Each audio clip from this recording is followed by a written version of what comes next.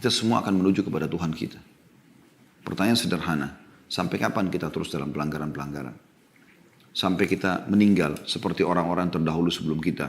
Kemudian hanya kita sendiri akan melalui akibatnya mendapatkan teman-teman yang selama ini mengajak Anda bermaksiat kepada Allah SWT, paling jauh hanya bisa sampai di atas liang lahat Anda. Dia tidak akan turun untuk tinggal bersama Anda, menemani Anda sambil mengatakan, dulu kan saya mengajak kamu mabuk, saya mengajak kamu berzina, saya mengajak kamu riba, saya mengajak kamu mencuri, lalu kemudian saya sekarang siap menemani kamu. Gak ada.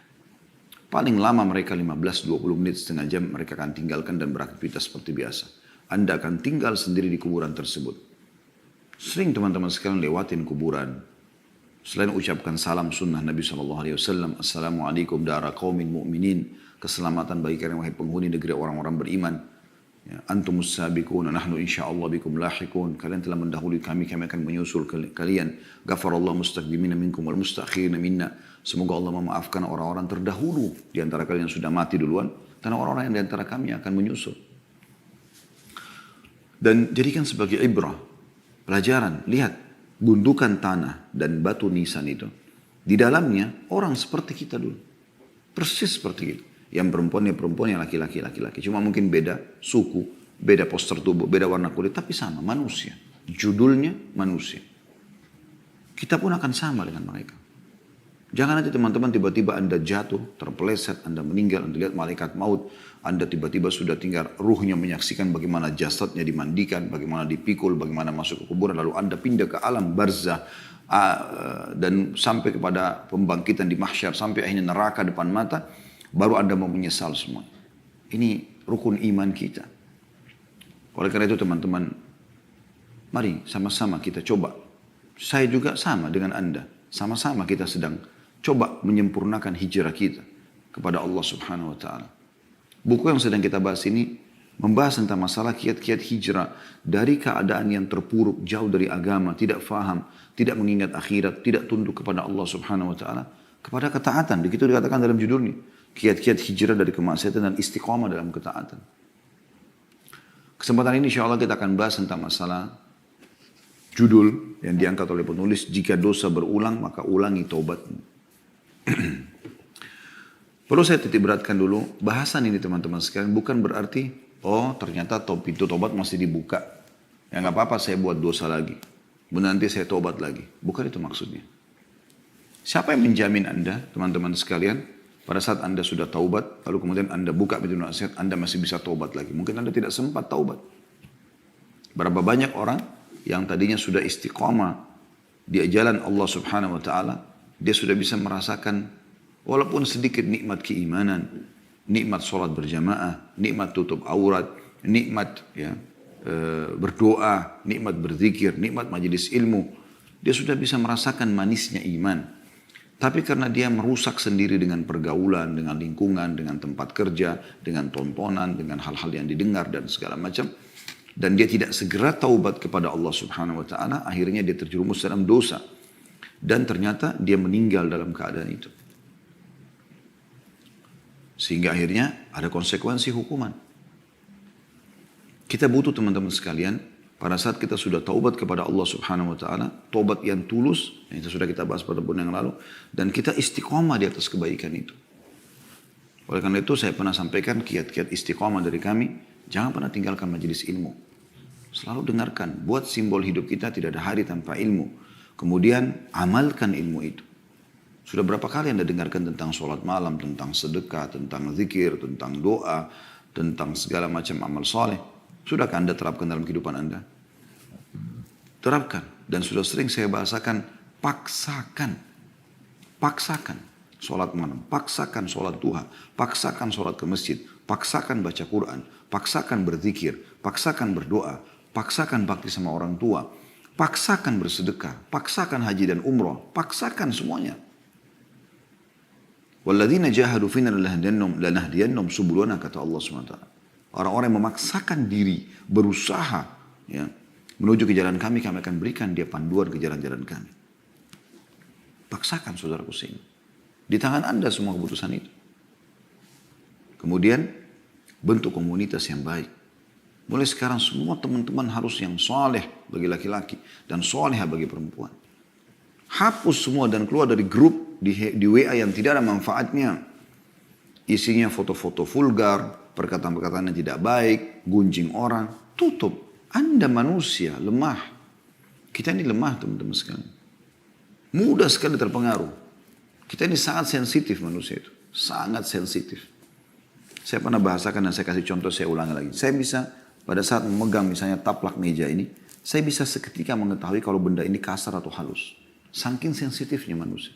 Kita pada saat memegang sesuatu kita bisa tahu ini dinding ini dingin misalnya, kasar atau halus, atau misalnya dingin ataupun panas misalnya suhunya, kita seketika bisa tahu. Misalnya kalau karena ruangan dingin misalnya, atau lagi musim dingin, atau lagi musim panas gitu kan. Kita bisa bedakan teman-teman sekarang seketika bau itu wangi atau busuk. Kita bisa seketika membedakan ini terang atau gelap dengan mata kita selama masih normal. Kita bisa bedakan mana intonasi suara yang keras, mana yang kecil dengan kuping kita.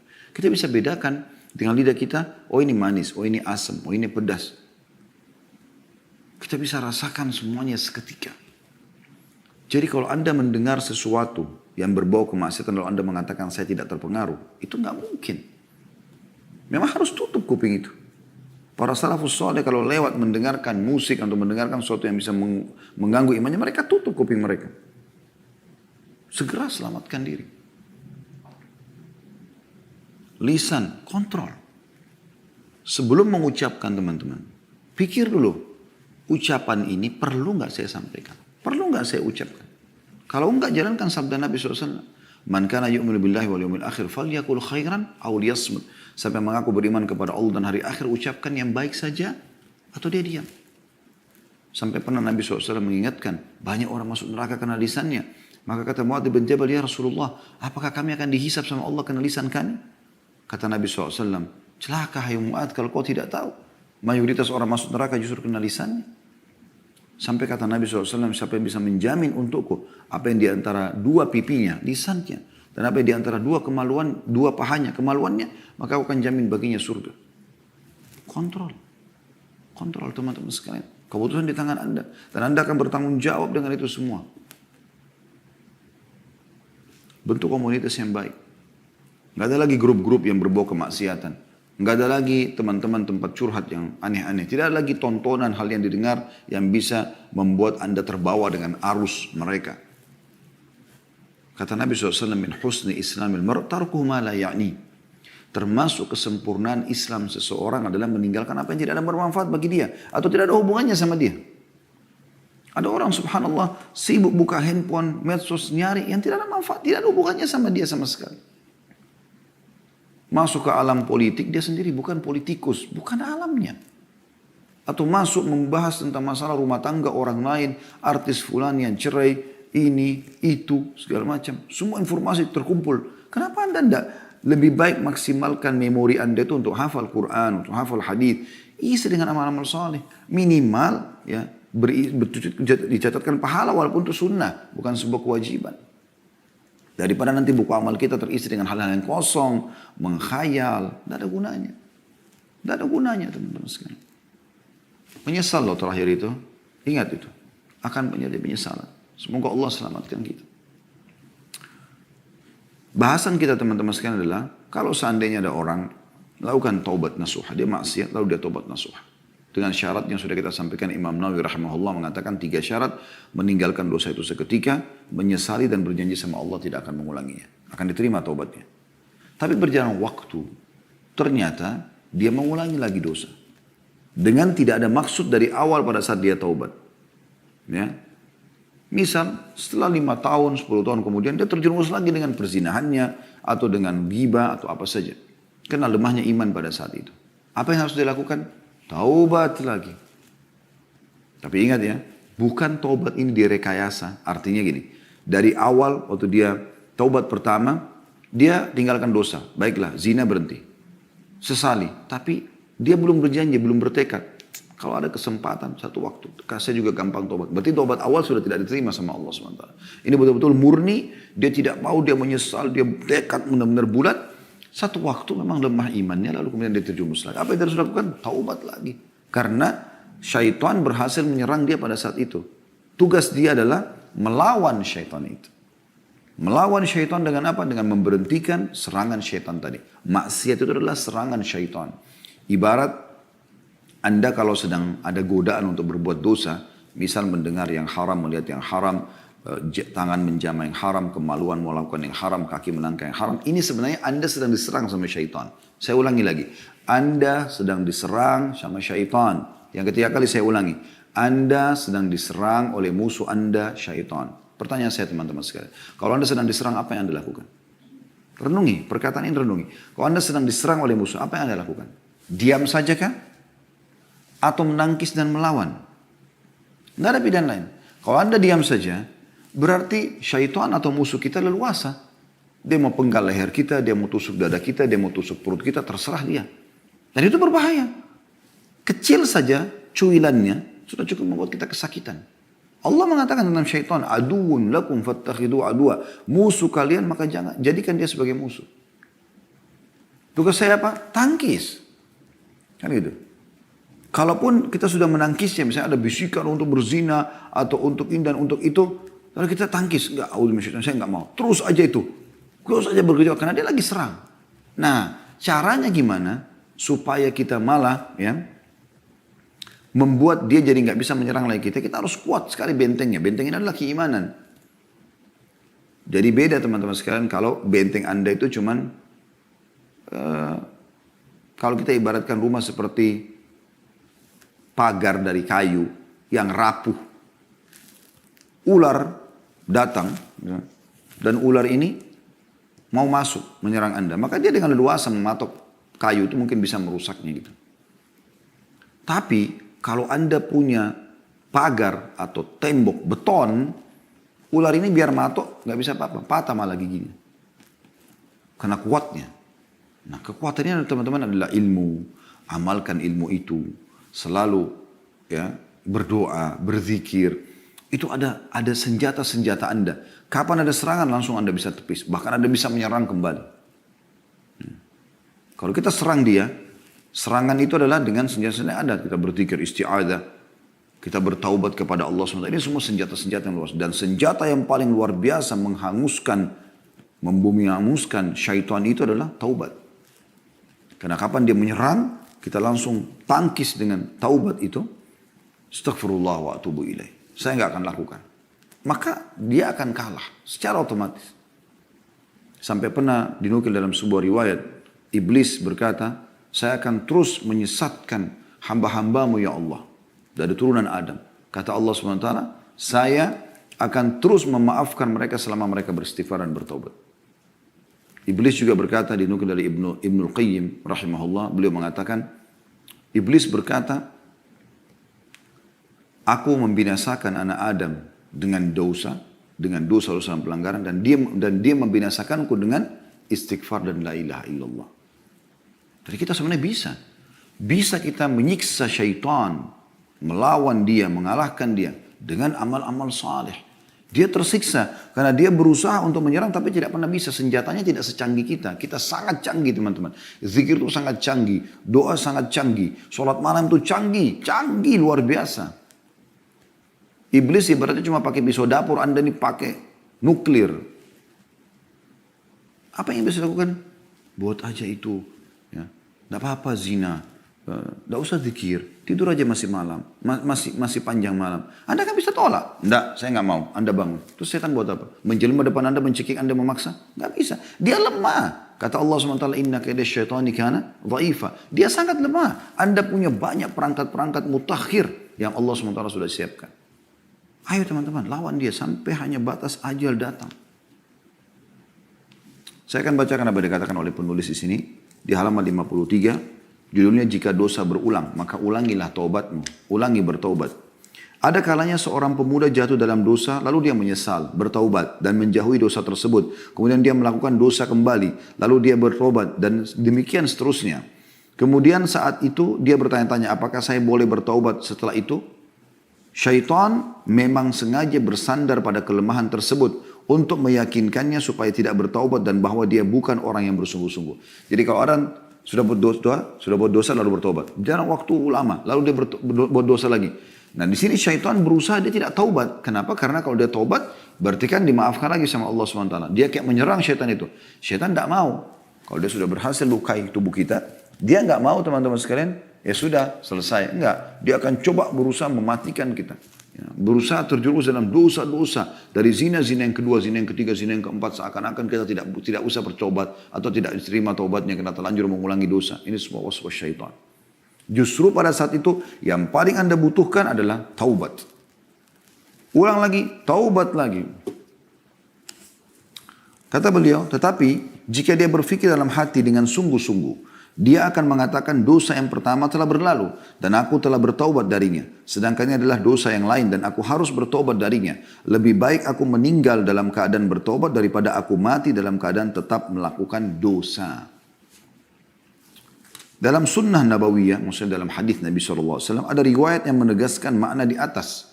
Dalam As-Sahihain, riwayat Bukhari Muslim, dari hadis Abu Hurairah radhiyallahu anhu disebutkan bahwa Rasulullah sallallahu alaihi wasallam bersabda, "Inna 'abdan asaba dhanban wa rubbama qala adhnaba dhanban, faqala rabbi adhnabtu wa rubbama qala asabtu faghfir li." Faqala rabbuhu a'alima 'abdi anna lahu rabban yakfiru adh-dhanb wa ya'khudhu bihi. غفرت لعبدي ثم مكث ما شاء الله ثم أصاب ذنبا أو أذنب ذنبا فقال ربي أذنبت أو أصبت آخر فاغفر لي فقال علم عبدي أن له ربا يكفر الذنب ويأخذ به غفرت لعبدي ثم مكث ما شاء الله ثم أذنب ذنبا وربما قال أصاب ذنبا فقال ربي أصبت أو قال أذنبت آخر فاغفر لي فقال علم عبدي أن له ربا يغفر الذنب ويأخذ به غفرت لعبدي ثلاثا فليعمل ما شاء. Sesungguhnya seorang hamba melakukan dosa, kata Nabi SAW. Atau beliau bersabda, berbuat dosa. Lalu dia berkata, wahai Tuhanku, aku telah berbuat dosa. Maksudnya dia menyesali. Atau kata Nabi SAW, dia mengatakan, aku melakukan dosa, maka ampunilah aku. Tuhannya berfirman, apakah hambaku ini tahu bahwa dia mempunyai Tuhan yang mengampuni dosa dan menghukum karenanya, karena perbuatan dosa tersebut? Maka Allah mengatakan, aku telah mengampuni hambaku ini. Karena dia tahu dia punya Tuhan yang akan memaafkannya. Kemudian dia tinggal selama yang Allah kehendaki. Maksudnya berjalan umurnya beberapa tahun, beberapa waktu. Kemudian dia melakukan dosa lagi atau berbuat dosa lagi. Maka dia berkata lagi, wahai Tuhanku, aku telah berbuat dosa atau melakukan dosa lagi, maka ampunilah. Tuhannya berfirman, apakah hambaku mengetahui bahwa dia mengetahui Tuhan yang mengampuni dosa dan menghukum karenanya? Tanda tanya. Maka Allah mengatakan, aku telah mengampuni dosaku. Atau telah mengampuni hambaku ini. Kemudian dia pun tinggal selama yang Allah kehendaki. Berjalan lagi sekian tahun umurnya. Kemudian dia berbuat dosa lagi. Atau beliau SAW mengatakan melakukan dosa kembali. Maka ia berkata, wahai Tuhanku, aku telah melakukan dosa. Dan beliau bersabda, berbuat dosa. Atau berbuat dosa. Maka ampunilah aku. Tuhannya pun berfirman, apakah hambaku mengetahui bahwa dia mempunyai Tuhan yang mengampuni dosa dan menghukum karenanya?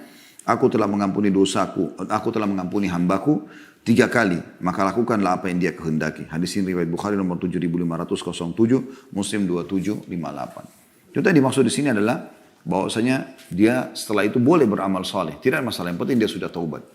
Ya. Bukan di sini maknanya maka dia boleh melakukan apa yang dia kehendaki, maksudnya berbuat dosa sesukanya, bukan. Berarti sekarang silakan lagi beramal saleh karena taubat-taubat yang dia ajukan sudah dimaafkan oleh Allah Subhanahu wa taala. Dalam riwayat lain dari Uqbah bin Amir radhiyallahu anhu bahwa seorang pria datang kepada Nabi sallallahu alaihi wasallam seraya mengatakan, "Ya Rasulullah, ahaduna yudhnib?" Faqala yuktabu alaihi. قال ثم يستغفر منه ويتوب قال يغفر له ويتاب عليه قال فيعود فيذنب قال يكتب عليه قال ثم يستغفر منه ويتوب قال يغفر له ويتاب عليه قال فيعود فيذنب قال يكتب عليه ولا يمل الله حتى تملوا. Wahai Rasulullah, salah seorang dari kami melakukan dosa. Beliau bersabda, dicatat dosanya. Karena pelanggaran dia. Orang itu mengatakan lagi, kemudian dia beristighfar dan bertobat darinya. Maka kata Nabi SAW, dia diampuni dan diterima taubatnya. Orang itu berkata lagi, lalu dia kembali melakukan dosa setelah beberapa waktu. Maka kata Nabi SAW, dicatat dosa. Lalu dia mengatakan, kemudian dia beristighfar dan bertobat. Ini yang kedua kali. Maka kata Nabi SAW, dia diampuni dan diterima taubatnya. Orang itu mengatakan, lalu dia kembali lagi dan melakukan dosa. Kata Nabi SAW, dicatat dosa. Dan ingatlah, Allah tidak bosan sampai kalian bosan. Hadis ini diriwayatkan oleh Al-Hakim di jilid 4, halaman 285. Jadi ini teman-teman sekalian, hadis ini menjelaskan bagaimana seorang hamba selama dia mau kembali kepada Tuhannya, maka Allah akan terima dia. Dan cara yang terbaik pada saat seorang terjerumus dalam dosa, bertobat. Tidak ada solusi lain. Astaghfirullah, artinya aku memohon maaf ya Allah. Wa atubu ilaik, dan aku taubat kepadamu, artinya aku kembali ke jalanmu dan aku berikrar tidak akan mengulanginya. Tidak ada solusi lain. Dan dengan itu Allah akan maafkan kesalahannya, dan secara otomatis semua fasilitas akan kembali dia bisa nikmati. Ibnu Abi Dunya dengan sanadnya meriwayatkan dari Ali radhiyallahu anhu, dia mengatakan sebaik-baiknya adalah setiap orang yang diuji dalam kurung dengan dosa lalu bertaubat. Ditanyakan, jika dia mengulanginya lagi, maka dia menjawab dia beristighfar kepada Allah dan bertaubat. Ditanyakan, jika dia kembali berbuat dosa, maka dia menjawab dia beristighfar kepada Allah dan bertaubat. Ditanya, sampai kapan? Kata beliau, sampai syaitan berputus asa. Karena syaitan tadi harapannya adalah kalau kita berbuat dosa, kita merasa terkucilkan, kita merasa Allah tidak akan terima, bersangka buruk dengan Allah, lalu kemudian kita terus terjerumus dalam dosa. Dia berharap kita celaka dan bersama dari neraka. Oleh karena itu, yang terbaik adalah taubat. Lalu teman-teman sekalian, saya kembali mengingatkan, poin yang sedang kita bahas ini bukan berarti menggampang-gampangkan, oh kalau gitu buat dosa aja nggak apa-apa nanti taubat lagi. Itu berarti dari awal dia memang meremehkan masalah ini. Kita sedang membahas orang yang melakukan dosa, kemudian dia coba istiqomah, satu waktu dia safar satu negeri, dia terjerumus berteman sama orang-orang yang buruk, lalu terjerumus dalam dosa, kemudian dia kembali. Nah ini yang dimaksud di sini. Ya.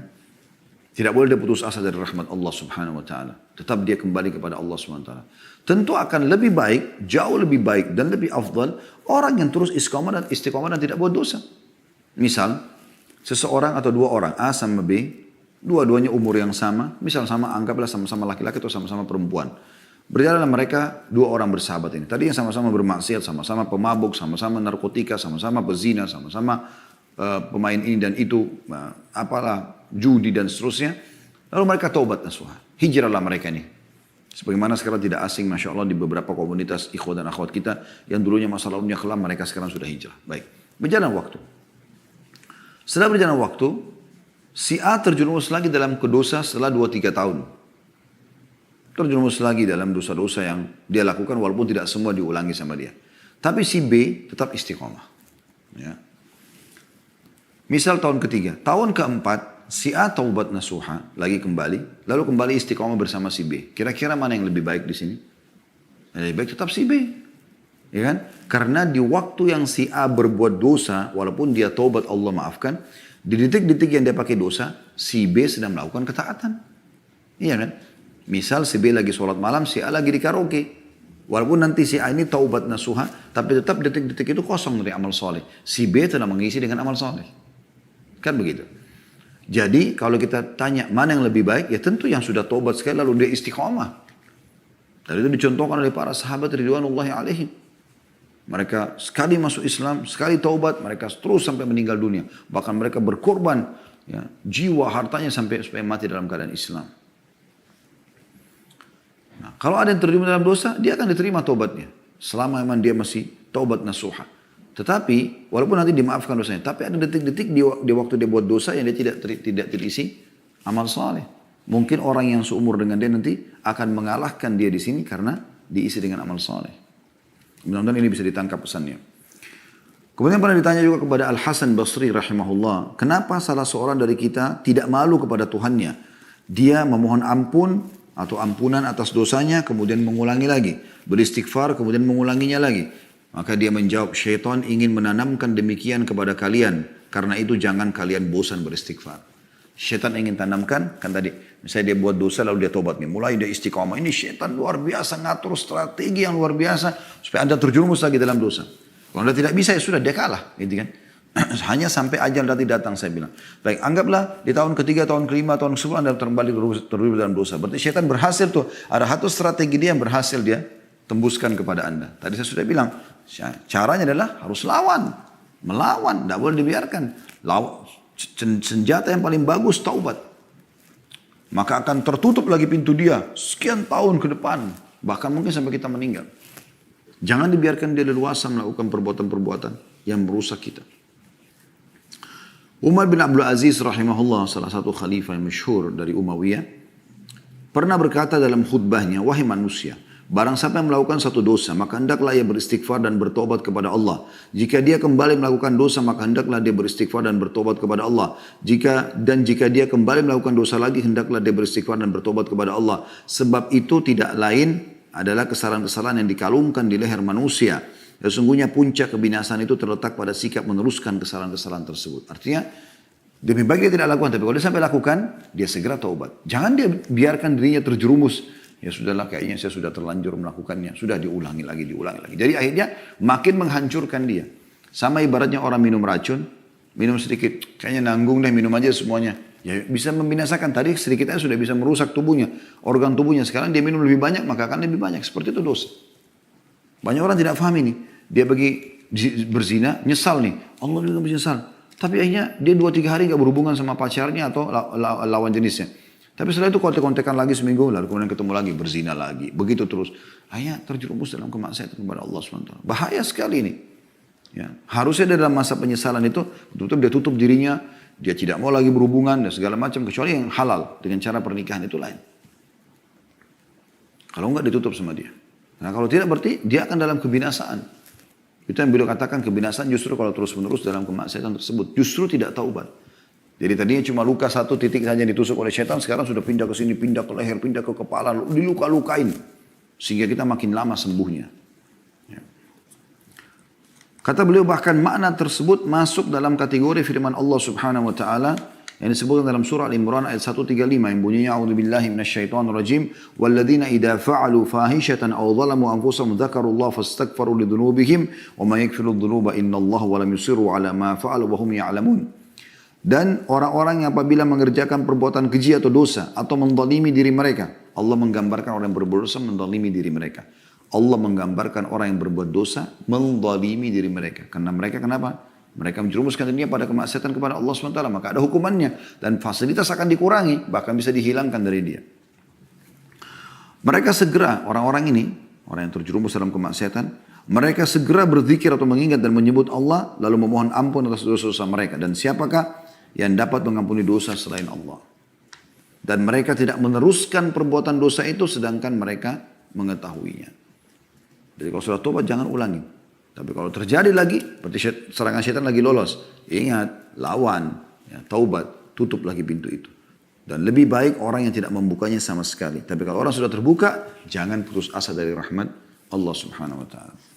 Juga firman Allah Subhanahu wa ta'ala dalam surah Al-A'raf ayat 201 yang berbunyi, A'udzu billahi minasyaitonir rajim. Innal ladzina taqaw idza massahum ta'ifun minasyaitani tadhakkaru fa idahum mubsirun. Sesungguhnya orang-orang yang bertakwa bila mereka ditimpa was-was dari syaitan, bisikan untuk menjerumuskan diri dalam kemaksiatan, mereka ingat kepada Allah dan maka ketika itu juga mereka melihat kesalahan-kesalahannya. Artinya dia merasa, oh ini salah, saya harus berhenti. Asal memang mereka mau menangkap sinyal-sinyal dari Allah Subhanahu wa ta'ala. Ya. Nabi Yusuf AS pada saat digoda oleh istri majikannya, maka Allah mengatakan, laula ar-ra'a burhana rabbi. Kalau bukan dia melihat petunjuk dari Tuhannya, maka dia bisa terpengaruh juga. Tapi pada saat orang membuat dosa itu sering ada sinyal dari Allah. Rasa takut, rasa khawatir, ya, ada yang lihat, apalah segala macam. Mungkin kalau orang mau berzina tiba-tiba telepon pasangannya masuk, apalah, ada saja. Maka dia berhenti. Oh ini peringatan dari Allah, harus berhenti. Lawan. Ya. Pergi, kerjakan ibadah. Gitu. Kemudian dalam surah Al-Baqarah 195 juga berbunyi Allah berfirman, A'udzubillahi minasyaitonir rajim, wala tulqu biaidikum ila tahluka. Saya ulangi, wala tulqu biaidikum ila tahluka. Dan jangan kalian menjatuhkan diri kalian ke dalam kebinasaan. Kemaksiatan adalah kebinasaan. An-Nu'man ibn Bashir radhiyallahu anhu, sahabat Nabi yang mulia, mengomentari berkata, idza adnaba ahadukum fala yulqiyanna bi yadihi ila tahluka wa la yaqulanna la taubata li walakin liyastaghfirillaha wal yatub ilai fa innallaha ghafurur rahim. Jika salah seorang dari kalian melakukan dosa, maka janganlah sekali-kali dia menjatuhkan dirinya ke dalam kebinasaan. Jangan dia ulangi lagi, jangan dia ikutin bisikan syaitan, ya. Dan jangan pula sekali-kali mengatakan tidak ada taubat bagiku. Akan tetapi hendaklah dia beristighfar dan bertobat kepada Allah. Sungguhnya Allah Maha Pengampun lagi Maha Penyayang. Diriwayatkan oleh Al-Baihaqi dalam Syu'abil Iman di nomor 7092. Juga dari sahabat yang mulia Al-Bara' ibn Azib radhiyallahu anhu, beliau berkata, wa qala lahu rajul ya Aba Umarah wa la tulku bi aydikum ila tahluka ahuwa ar-rajulu yalqa al-aduwa fayuqatilu hatta yuqtal qala la walakin huwa ar-rajulu yuznibu adh-dhanb fayaqulu la yaghfirullahu li.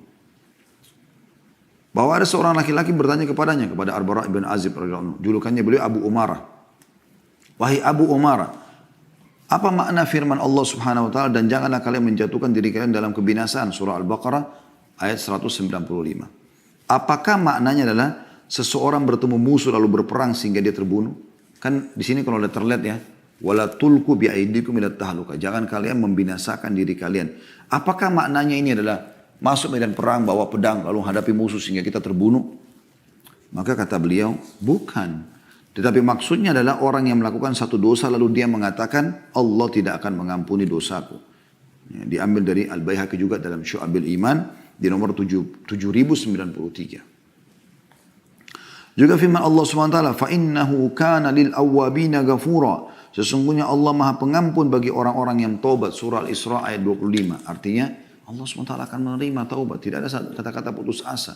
Yang penting kita mau memperbaiki. Sa'id bin Musayyab rahimahullah. Ini salah satu ulama tabi'in berkomentar. Huwa alladhi yudhnibu thumma yatub. Thumma yudhnibu thumma yatub. Thumma yudhnibu thumma yatub. Yang dimaksud dengan tadi firman Allah Subhanahu wa taala dalam surah Isra ayat 25, fa innahu kana lil awwabina ghafura, dan sungguhnya dia Allah Maha Pengampun bagi orang-orang yang bertobat. Kata beliau adalah Sa'id bin Musayyib rahimahullah, yaitu orang yang berbuat dosa kemudian bertobat, berbuat dosa lagi kemudian bertobat, berbuat dosa lagi kemudian bertobat. Diambil dari sama Al-Baihaqi dalam Syu'abil Iman nomornya 7095. Juga diriwayatkan oleh Ibnu Jarir di jilid 15 halaman 69. Atha ibn Yasar rahimahullah, salah satu juga tokoh tabi'in yang masyhur, berkata tentang ayat tersebut, Al-Isra ayat 25 tadi ya, bahwasanya Allah mengampuni bagi orang-orang yang tobat atau Maha Pengampun terhadap orang yang bertobat. Beliau mengatakan, yuznibul abda thumma yatubu fayatubu Allah alaihi, thumma yuznibu fayatubu Allah alaihi, thumma yuznibu thalitha fa in taba Allah alaihi taubatan la tumha. Seorang hamba melakukan dosa kemudian bertobat, lalu Allah menerima taubatnya. Kemudian dia bertobat, dia berbuat dosa lagi, lantas bertobat, lalu Allah menerima taubatnya yang kedua kali. Kemudian dia melakukan dosa untuk yang ketiga kalinya. Jika dia bertobat, maka Allah menerima taubatnya dengan taubat yang tak terhapuskan. Ya. Diriwayatkan oleh Ibnu Jarir jilid 15 halaman 71. Artinya seringnya taubat ini nanti akan membuat akhirnya Allah betul-betul menyelamatkan dia sehingga tidak terjerumus lagi dalam dosa. Juga dari Wahab bin Jarir rahimahullah, beliau berkata dari ayahnya, dia menuturkan, kuntu jalisan 'inda al-Hasan idh ja'ahu rajulun faqala ya Aba Sa'id ma taqulu fil 'abdi yudhnibu dhanban thumma yatub. Qala lam yazdad bi taubatihi min Allah illa dunuwa. Qala thumma 'ada fi dhanbihi thumma tab. Qala lam yazdad bi taubatihi illa sharafan 'inda Allah. Thumma dhakara hadithan anhu sallallahu alaihi wasallam thumma qara' innal ladzina ittaqaw idza massahum ta'ifun minasy syaitani tadhakkaru fa idahum mubsirun. Kata beliau, kami pernah duduk di sisi Al-Hasan, maksudnya Hasan Basri rahimahullah. Tiba-tiba seorang pria datang kepadanya dan mengatakan, wahai Abu Sa'id, Abu Sa'id julukannya Hasan Basri, apa yang anda katakan mengenai hamba yang melakukan satu dosa kemudian bertaubat? Al-Hasan Basri berkata, tidaklah perbuatan itu, atau tidaklah dia bertambah dengan taubatnya melainkan semakin dekat dengan Allah. Dia buat dosa lalu dia taubat, berarti dia dekatkan diri kepada Allah. Ya. Lalu ditanya lagi, kemudian dia melakukan dosa lagi, lantas bertaubat. Maka katakan Hasan Basri rahimahullah, tidaklah dia bertambah dengan taubatnya melainkan semakin mulia di sisi Allah. Yang ternyata dia tahu Tuhannya ada, dia minta taubat lagi, dia minta diselamatkan dari syaitan karena dia sekarang sedang diserang dengan kembali kepada Allah. Kemudian dia menyebutkan sebuah hadis dari Rasulullah SAW lalu membaca firman Allah Subhanahu Wa Taala dalam surah Al-A'raf ayat 201. Yang artinya sungguhnya orang-orang yang bertakwa bila mereka ditimpa was-was dari syaitan mereka ingat kepada Allah dan ketika itu juga mereka melihat kesalahan-kesalahannya. Ya. Jadi teman-teman sekalian kesimpulannya adalah bagaimana seseorang jangan pernah putus asa dari rahmat Allah subhanahu wa ta'ala. Tentu dia berusaha istiqamah tidak terjerumus lagi dengan dosa yang sama. Tapi kalau dia terjerumus dengan dosa yang sama atau dosa yang lain, jangan pernah berhenti untuk taubat. Minta keselamatan dari Allah subhanahu wa ta'ala dari serangan syaitan tadi. Kalau tidak maka anda akan makin jauh dan akhirnya anda akan binasa. Ya rugi dunia dan rugi juga.